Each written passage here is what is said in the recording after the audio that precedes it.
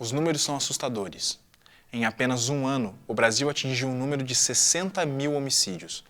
Na última década, cerca de 553 mil brasileiros foram assassinados. Mas o problema não para por aí. Desses casos, você consegue imaginar quantos são solucionados? Dentro dessa série, iremos nos aprofundar em crimes que chocaram a opinião pública paranaense. Começa agora Incompletos, uma websérie sobre crimes não resolvidos no Paraná.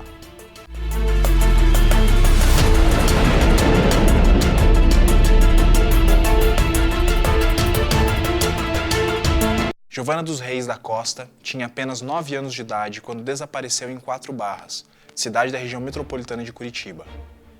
No dia 10 de abril de 2006, Giovana saiu de casa para vender rifas escolares, pois queria ganhar o prêmio, uma cesta de Páscoa.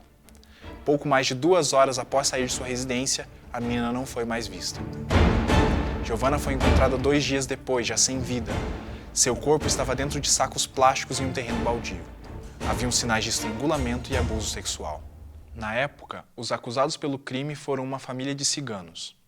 A delegada responsável pelo inquérito, Margarete Mota, supôs que Vera e Pero Petrovic assassinaram Giovana durante um ritual de magia negra. Em 2012, após longas discussões entre defesa e acusação, os ciganos foram absolvidos por falta de evidências técnicas. O caso completou 13 anos e o algoz de Giovana segue impune. Foi um caso que eu cobri de 2006, 2006, onde aconteceu o crime, né? E eu acompanhei até o momento final, que foi a época do julgamento do Tribunal do Júri, onde eu fui arrolada como testemunha. Então, começou assim, a gente recebeu uma foto na redação de uma menina desaparecida, e até então era uma menina desaparecida e tinha só uma foto, a polícia dizendo que ela desapareceu quando ela estava vendendo uma rifa de Páscoa. Uns 2 dias depois eu estava na rua com a Átila e a gente estava fazendo a nossa ronda policial quando a gente recebeu a informação de que havia um corpo encontrado de uma menina morta, obviamente, em Quatro Barras. Lógico que a gente na hora associou, deve ser a menina da rifa desaparecida. E quando a gente chegou lá, estava a cidade de Quatro Barras, uma cidade linda, muito amistosa, então todo mundo acho que você conhece, uma cidade pequena do interior, né, normal. Então tinha muita gente em cima, era um terreno baldio e estava realmente o corpo dela em posição fetal dentro de um saco plástico, sem sangue algum. Quem estava, porque esse sangue tinha sido escoado antes desse corpo ser depositado lá. Isso a gente soube depois na perícia, né? Então, quem estava investigando o caso era o CICRID, porque era a delegacia responsável por crianças desaparecidas. Eles estavam lá e no momento que esse corpo foi encontrado, a responsabilidade da investigação passou para a delegacia da comarca local, na época comandada pela delegada Margarete. O CICRID sai de cena e entra a polícia civil ali da região, da cidade. E aí começou a investigação. Quem é que teria feito tamanha atrocidade com aquela criança, né? Então o corpo foi para a perícia e primeiro veio o laudo pericial. O laudo pericial já indicava que a menina tinha sido violentada, muito provavelmente com algo que eles, segundo o perito, poderia ser como se fosse uma garrafa, onde eles introduziram no ânus e uniu o ânus com a vagina da menina, numa coisa só, e foi escoado todo o sangue. Então a menina estava sem sangue e foi um crime assim, né, brutal. Então qual foi a cronologia do caso? A Giovana pegou a rifa de Páscoa e ela falou que ela ia vender a rifa ali para os vizinhos. Então ela caminha, vende de uma em uma, né, oferece, rifa e paninho de prato, se eu não estou enganada. A rua era sem saída. Quando ela chega na última rua, ou ela voltava porque era sem saída, ou ela pulava para a quadra seguinte. E o caminho que tinha era um terreno baldio. Então, ela teria ido nesse terreno baldio porque a delegada ouviu todos os vizinhos. Então, até o último, ela tinha... Lembra? Não, ela passou por aqui. Ela teria atravessado o terreno baldio e na outra rua, ninguém a teria visto. Aí a delegada ouviu todo mundo e nisso eu tive um envolvimento com a delegada porque ela viu o meu trabalho e a ideia era ajudar e era também encontrar indícios. A primeira suspeita dela recaiu sobre os ciganos. Por quê? Foi quando, eu lembro até hoje o que aconteceu. Nesse terreno baldio, ela estava investigando ali, ela estava andando, quando a própria delegada tropeçou numa sacola. E dentro dessa sacola estavam as roupas da menina dobradas, todas dobradinhas. Daí no lado, encostado nesse terreno baldio, moravam uns ciganos. Então a dedução da delegada foi que a menina teria sido morta dentro dessa casa, teriam guardado as roupas e teria feito isso aqui, ó, arremessado pro lado de lá a sacolinha. Ela descobriu alguns indícios, não eram provas, mas indícios que levavam a crer que seriam eles. Então o saco de lixo encontrado onde o corpo da menina estava era da mesma marca que foi encontrado na casa dos ciganos. Eles fizeram um exame com luminol, se eu não me engano deu negativo até, não chegou a dar positivo. Mas ela foi encontrando uma série de coincidências que na cabeça dela levavam a crer. Teve escuta telefônica, grampo, aí teve em algum momento que eles fugiram da cidade, né? Mas assim, talvez hoje em dia eu já não sei dizer quem é culpado, quem não é, aí, mas na época seriam eles estariam assumindo uma culpa e por isso fugiram. Mas segundo o advogado, e até eles não, é porque estava toda a vizinhança em cima deles já desconfiando, por isso eles fugiram.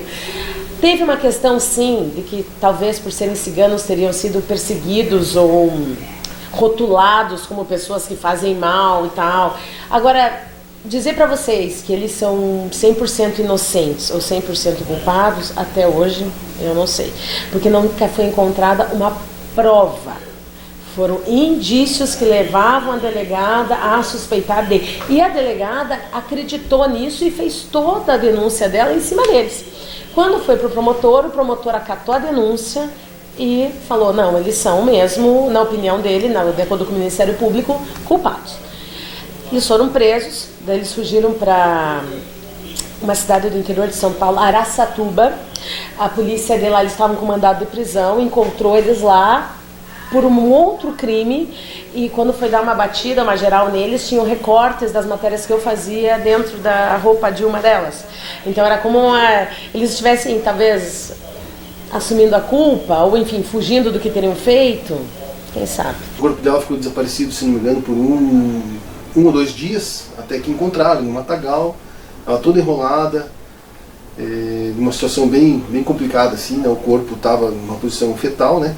Amarrado com as mãos, calcanhares, todo de um jeito que foi montado aquilo. A pessoa que cometeu aquele crime pensou muito bem de que forma que ela ia fazer, tudo bem pensado. E aí, a partir do momento que um simples achado de cadáver, é como a gente se refere quando está cobrindo, né, fazendo a parte policial, a editoria policial. Acharam a menina, a gente foi para lá, eu e a repórter Patrícia, e aí a gente começou a acompanhar aquele caso, para descobrir. Primeiramente foi levantada a hipótese de que teriam sido um pessoal cigano, né? E aí a gente foi pegando aquele negócio e tal, tanto que eles foram absolvidos depois, porque não tinha provas que ligassem eles diretamente ao crime, apesar de várias outras testemunhas, né, terem relatado. Tudo juntava como se fosse eles mesmos. Tanto é que eles, quando sentiram que estava afunilando o negócio, indo em direção a eles, eles sumiram. Eles fugiram, não se acharam mais. Apesar de cigano, né, não ter moradia fixa, vamos dizer assim, né? O pessoal sempre está mudando, trabalha num lugar, vai trabalhar em outro, e eles mudam muito, né? E aí o que aconteceu? A gente começou a investigar e todo mundo ia apontando, ó, fulano.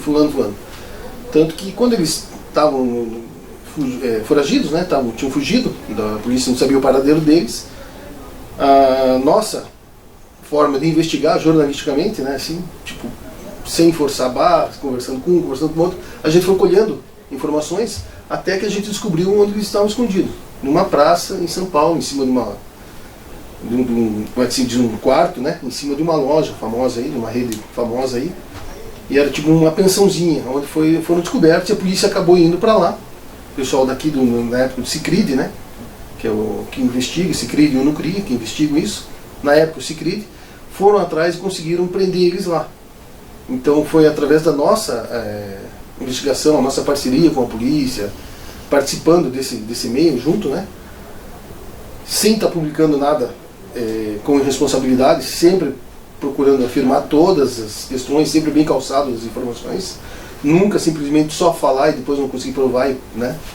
Então a gente, com essas investigações, a gente acabou localizando eles. Foi a parte mais assim aprofundada da nossa investigação, foi tentar localizar eles. Conseguimos entrevistas com eles, conversando com eles enquanto eles já estavam sendo conduzidos e presos, né?